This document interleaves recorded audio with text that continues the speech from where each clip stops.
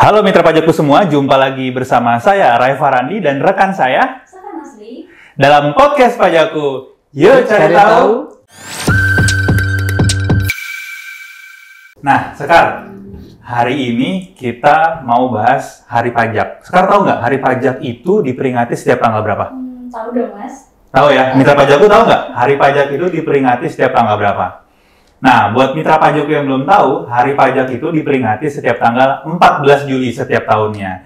Nah, untuk membahas hari pajak, hari ini kita sudah kedatangan narasumber yang sangat spesial nih dari DJP, dari Direktorat P2 Humas, Direktorat Jenderal Pajak, dengan Mas Zoki. Selamat pagi, Mas Zoki. Selamat pagi, Mas Re. Selamat pagi, Mbak Ska. Selamat pagi juga, mitra pajakku. Semoga mitra pajakku selalu dalam keadaan sehat, bahagia. Amin ya rabbal alamin. Gimana kabar Mas? Sehat? Alhamdulillah, saya sendiri juga dalam keadaan sehat dan bahagia saat ini, Mas Re, karena bertemu lagi dengan Mas Re, Mbak Sekar, dan mitra pajakku. Oke, nah Mas Zoki, tadi aku udah spill di awal, kita hari ini akan bahas tentang hari pajak, Mas. Nah, hari pajak sebentar lagi nih, Mas, 14 Juli. 14 Juli, bener. Tentunya ada hari pajak ini pasti ada sejarahnya kan, Mas? Gimana bisa ada hari pajak dan akhirnya diperingati setiap tahun? Nah, kira-kira Mas Zoki boleh jelasin nggak sejarah hari pajak ini seperti apa, Mas? Nah, mungkin ada juga mitra pajakku yang baru tahu nih, kenapa hari pajak selalu diperingati 14 Juli? Nah, kalau kita tahunya 14 Juli itu pertama kali ya NIK NPWP diterapkan ya. Tahun 2022 itu 14 Juli. Kenapa 14 Juli?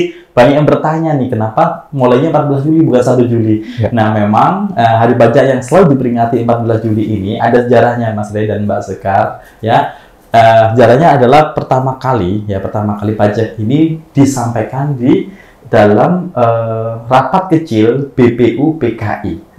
Ya, kata pajak itu disampaikan ya. Kita tahu sebelum proklamasi kemerdekaan tahun 1945 ya, BPU PKI ini menyiapkan termasuk salah satunya menyampaikan bahwa pajak ini harus disampaikan di dalam undang-undang.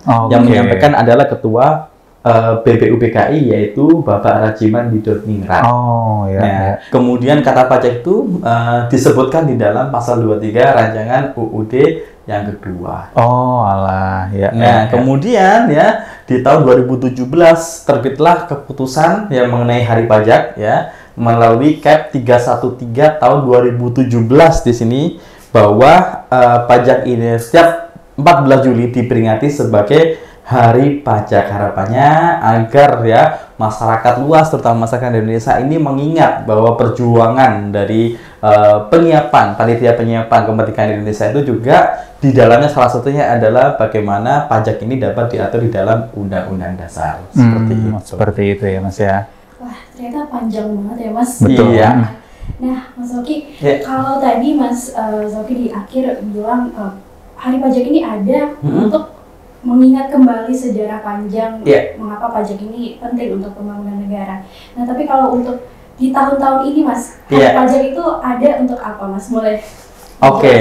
Jadi memang hari pajak ini diperingati 14 Juli ya pada dasarnya adalah untuk memperingati setelah memperingati hari pajak itu agar mengingatkan kita kembali bahwa pentingnya pajak untuk pembangunan. Kita tahu ya bahwa pajak ini merupakan tulang punggung penerimaan negara. 80% APBN dibayar dari pajak. Nah, kalau maunya sekolah nih, kita sekolah negeri nih ya, dapat subsidi pajak, berarti yang kita terima 80% itu juga sumbangsi dari pajak. Karena pajak ini merupakan kontribusi semua masyarakat, semua wajib pajak di sini yang tujuannya sama untuk membangun bangsa kita. Wah, seperti itu ya ternyata ya, Mas ya.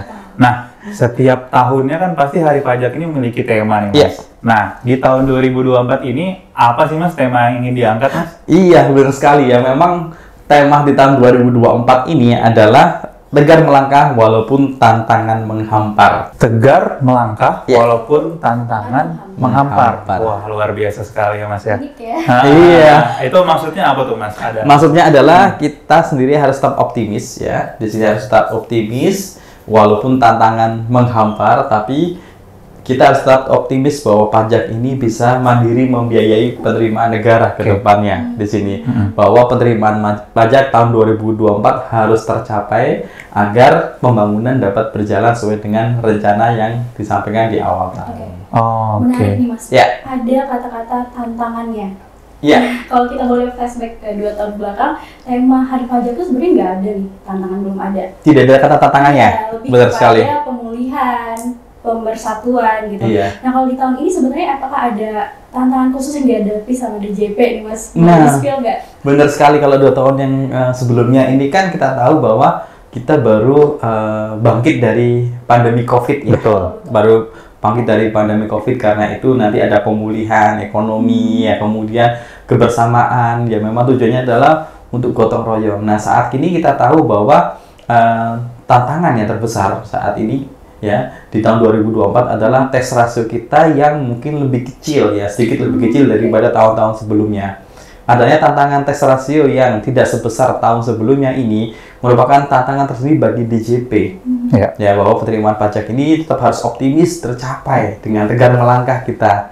Kalau tahun-tahun sebelumnya kita memang saat pemulihan ekonomi DJP memberikan banyak insentif. Kita tahu ya, sebelumnya kita flashback sedikit ke belakang, insentif diberikan untuk alat kesehatan ya, untuk usaha-usaha tertentu. Kita tahu ada perumahan, ada usaha mungkin yang untuk kendaraan dan macam-macam, insentif diberikan agar ekonomi bangkit. Nah saat ini ternyata kita nggak tahu, ada tantangan yang baru, ternyata tax ratio kita sedikit merendah di sini, tetapi optimis ya, sambil disampaikan oleh Ibu Sri Mulyani bahwa kita tetap optimis, APBN kita masih baik-baik saja, dan kita optimis ke depannya kita tetap bisa menaikkan tax ratio tersebut, dan kita juga dapat mensukseskan mencapai penerimaan pajak yang diamanatkan kepada institusi Direktorat Jenderal Pajak. Nah, ngomong-ngomong soal tax ratio Mas, tax ratio kita kan masih rendah, terus juga kalau kita tahu semua bahwa pemerintahan selanjutnya ini sudah menargetkan tax ratio yang cukup tinggi, ada peningkatan yang cukup tinggi begitu. Nah, kira-kira inovasi apa sih Mas yang udah disiapkan oleh DJP untuk menyambut tantangan seperti itu? Benar sekali. Jadi memang kalau inovasi nih Mas Ri ya, DJP selalu dinamis di sini ya, selalu dinamis di sini, selalu berusaha berinovasi, baik itu mulai regulasi ya, selalu ada regulasi yang baru ya, karena pajak itu dinamis, karena usaha dinamis, pajak pun juga dinamis. Seperti sekarang lebih banyak penyelenggara melalui sistem elektronik. DJP harus membuat regulasi agar semuanya dapat berkontribusi secara adil dan sama gitu ya. Jadi selalu ada regulasi yang baru. Kemudian bagaimana berinovasi dalam pelayanan SPT yang selama ini kita tahunya, seperti yang terbaru SPT PPh pasal 21 sekarang menjadi Ibu Pot. Pasal 21 harapannya lebih mempermudah di sini ya, permudah wajib pajak untuk melakukan pelaporan, tidak tergantung pada satu device. Dan yang terbaru ini ya, yang akan sampaikan kepada wajib pajak yang akan digunakan adalah TP Portal atau Cortex di sini. Cortex. Iya, inovasi itu kan harapannya dengan adanya TP Portal atau Cortex tersebut ya, semua kebutuhan ya wajib pajak, mulai dari pengajuan permohonan, termasuk juga pelaporan, pembayaran, semuanya di dalam satu aplikasi, harapannya lebih memudahkan wajib pajak dan efektif serta efisien. Seperti itu ya. Iya. Pastinya inovasi itu terus dinantikan ya Mas? Selalu berinovasi agar menjadi lebih baik lagi, seperti itu. Ini mungkin kita pembahasannya cukup ringan ya Mas, untuk menyemarakan Hari Pajak nih. Di DJP sudah menyiapkan apa aja nih Mas, yang sudah terselenggara maupun yang akan terselenggara, kira-kira apa?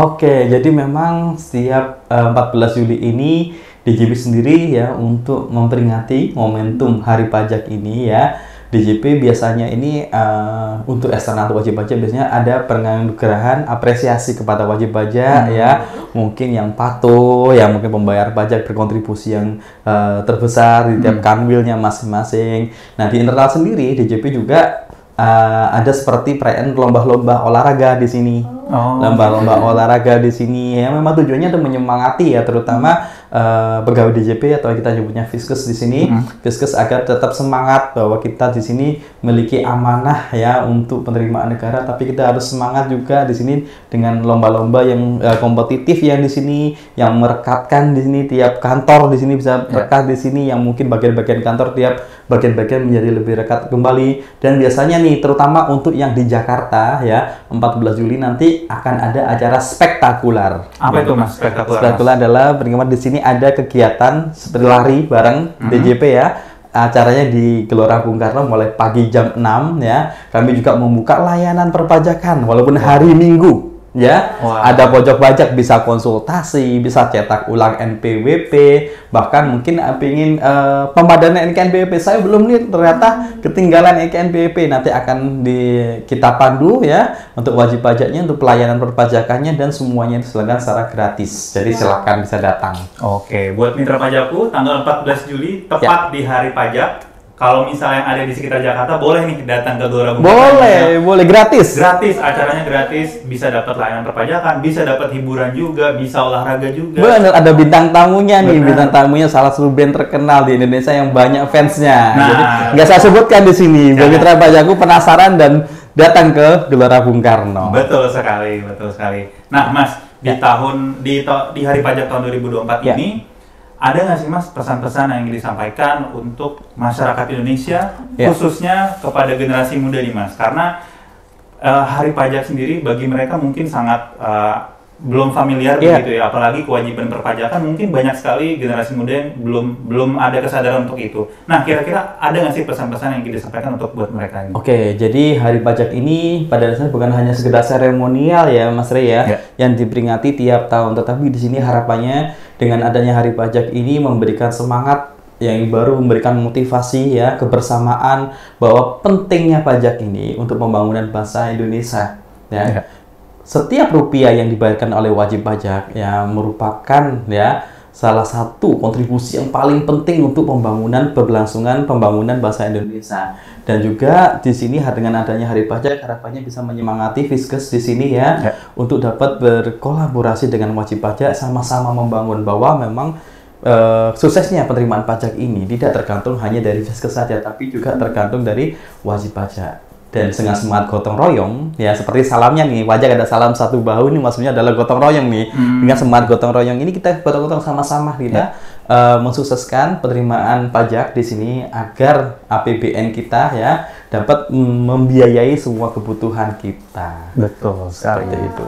Luar biasa sekali ya. Pesan ini buat generasi muda, pokoknya harus sadar pajak, harus bisa bahwa pajak yang dipotong dari penghasilan setiap bulannya itu bermanfaat untuk kita, dapat dirasakan dalam bentuk yang lain seperti itu ya sekarang. Dan hari pajak itu menjadi suatu reminder dan awareness untuk kita, terutama generasi muda, bahwa pajak itu adalah salah satu sumber pembangunan negara, dan kita sebagai wajib pajak juga bertanggung jawab terhadap pembangunan negara dengan cara membayar pajak sesuai dengan waktu yang telah ditentukan dan tarif yang telah ditentukan ya. Betul sekali, betul sekali.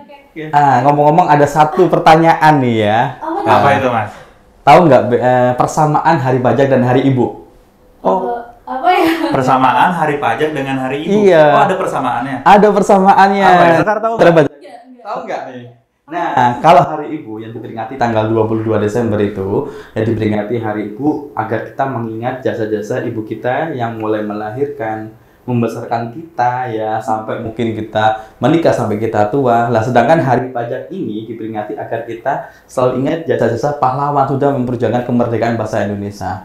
Dan saat inilah ya waktunya kita untuk mengisi kemerdekaan dengan membangun bangsa Indonesia. Karena dengan bayar pajak ya berarti kita berturut serta berkontribusi ya membangun bangsa Indonesia. Ingat, pajak bukan iuran tetapi adalah kontribusi. Betul. Peran serta kita ya dengan bayar pajak ya ini sangat berarti bagi kemajuan dan keberlangsungan pembangunan bangsa Indonesia.